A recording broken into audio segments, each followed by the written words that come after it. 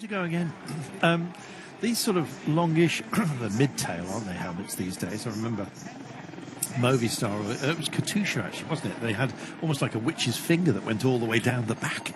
That was a very strange looking helmet. We've of course got the sea turtles, which are favoured by certain teams as well. EF Education favouring those, a few others as well. But this is almost an old school look to this helmet. A little bit of a long extension to the back of the helmet. Sometimes you see almost a tracky extension at the back, just a little bit of a bubble. But TADEJ Pogačar will want to make a statement today. He tried to do so yesterday. Got a bit overconfident with his drive over some of the peaks that we enjoyed in the dunes on the circuit yesterday. And then when it came to the finale, he lit up the blue touch paper far too early. And I'm afraid the skyrocket ended up as fizzing out in a car park. Yeah, I think it was interesting. He was saying that it would have been the perfect lead-out had one Sebastian Milano been there, and unfortunately Milano crashed. He's okay, Milano came off about 3 or 4 Ks ago, just before they kicked up the climb. But yeah, good to see TADEJ Pogačar aggressive, but he mistimed that one just a little bit, by his own admission, as we look at Pello Bilbao, the GC hopeful for Bahrain victorious. Now they've gone for new equipment, have Bahrain. Just be interesting to have a look at their bike.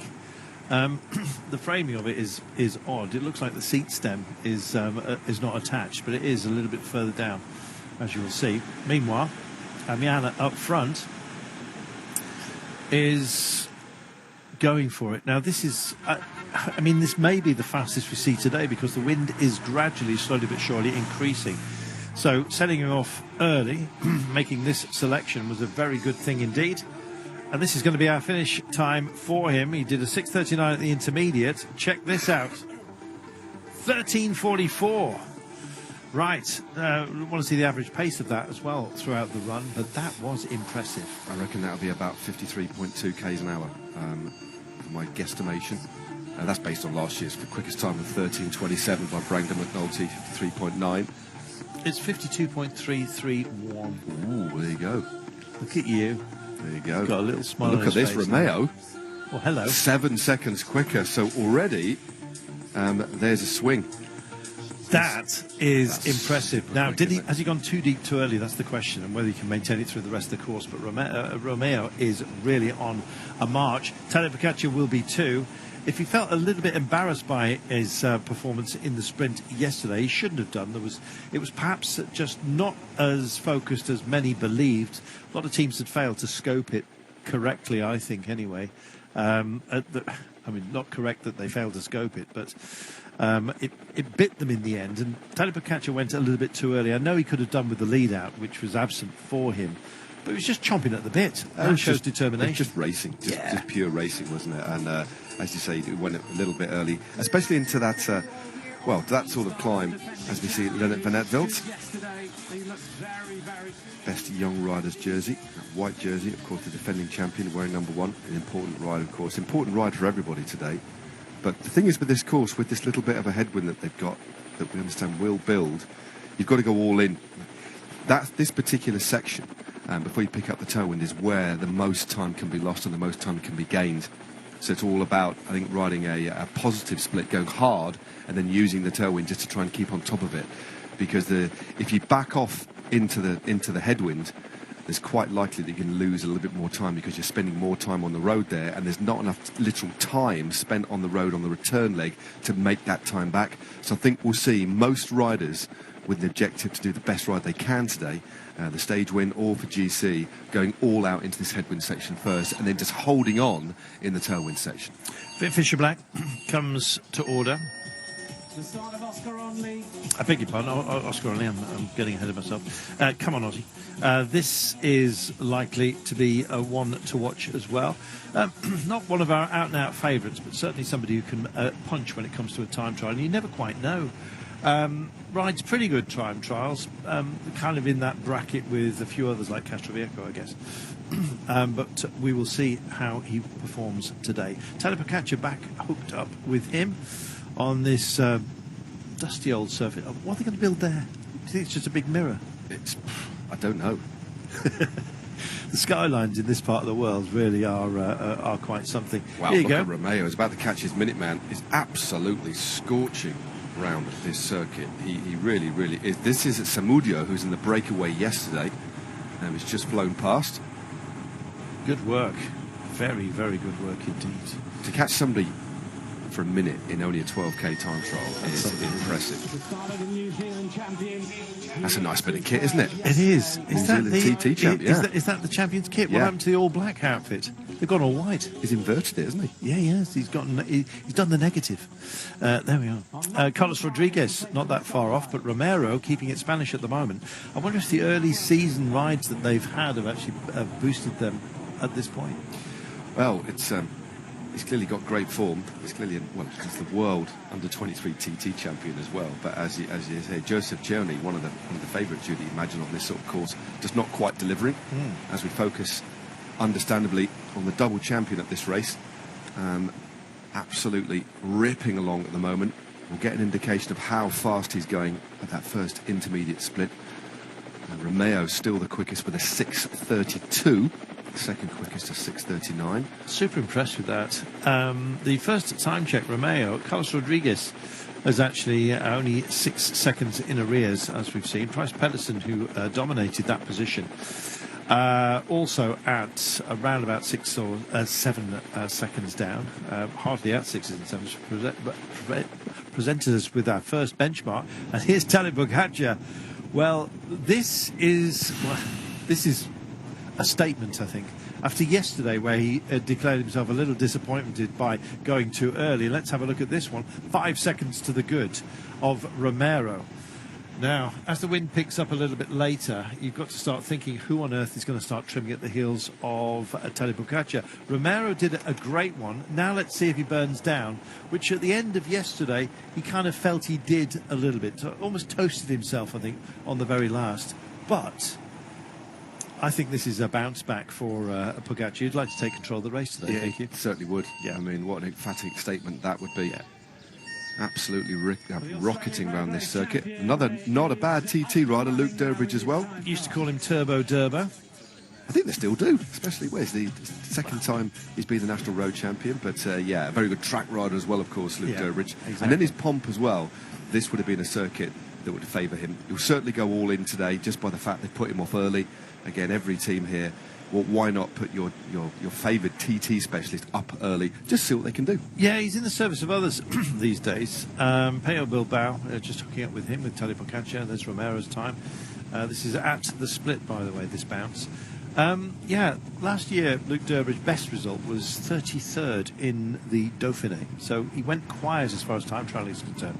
But you never know what duties you're on, quite frankly. And sometimes that can be that you're in the service of others, and so you need to preserve yourself during a time trial. It depends where it comes within a race. Exactly. And it could have his own, it could be allowed his head today and deliver. I think midway through a Grand Tour, when you've got a 35k TT, you might definitely back off. But a 12k TT this early in the season, although we've got an important stage tomorrow, a mountaintop finish, let's have a look what this man can do. Can he extend it? It certainly looks like he is. This is absolutely rocketing round the circuit. My goodness.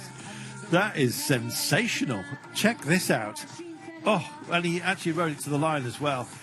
That is phenomenal. Well, they've let the clock roll on there, but I believe he was 21 seconds to the good at the end, and that is one heck of a result. Possibly only Pogačar out to beat him, I would have thought. Let's see. Well, Romeo absolutely flying. Look at the face there. Extended the lead. And also, when you think about the way I talked about how much time you can gain on the first part of the circuit, he actually gained even more on the quicker part of the circuit. Just shows that he's on an absolutely superb ride as we focus on Pello Bilbao again. Again, taking that short line. Not getting too close to that line on the right-hand side, but using it as a guide.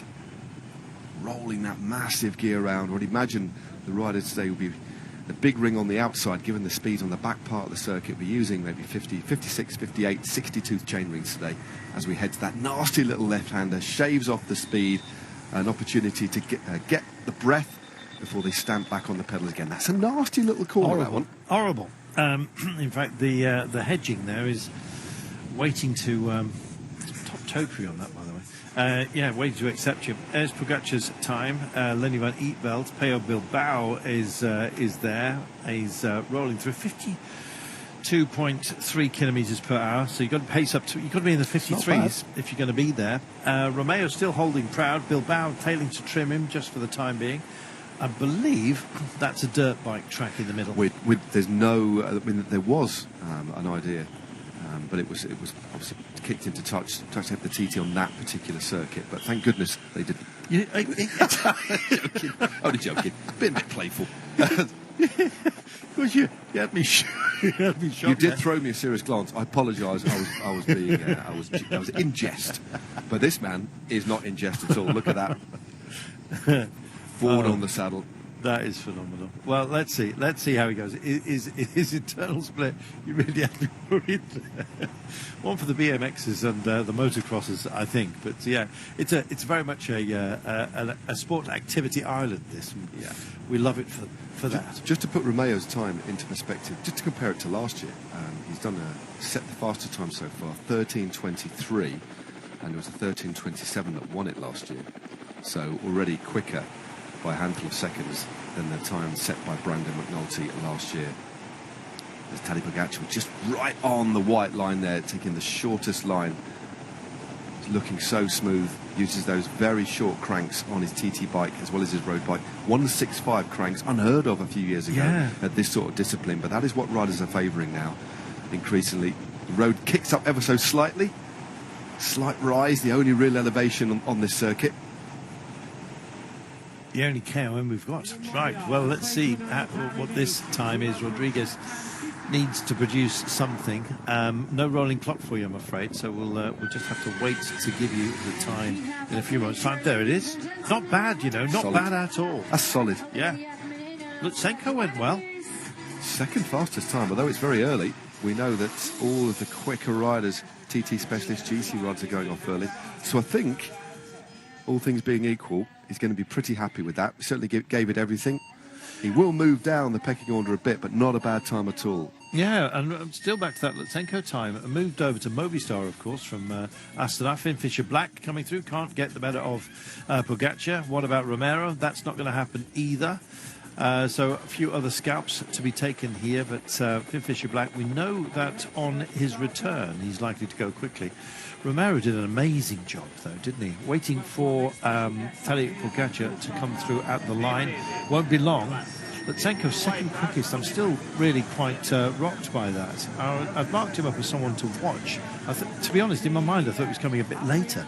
But yeah, new team, new vim and vigour, I think, for him.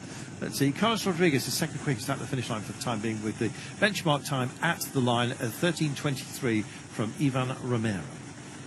Yep, Tadej Pogačar just coming into the finish in the next few seconds. Here he is. What's your sweep? Bottom of your screen. What do you think? I think he's going to take it by about 10 or 12 seconds. I'm going 7. There we are. Let's have a look. What's Ivan got? Oh, gosh, you know what? So 10 or 12. It's going to be enormous. Yeah, 10 or maybe That's 12 not seconds. our final. You did. 10 or 12. Well, that's Matt Stevens for you. He's done this. There we go.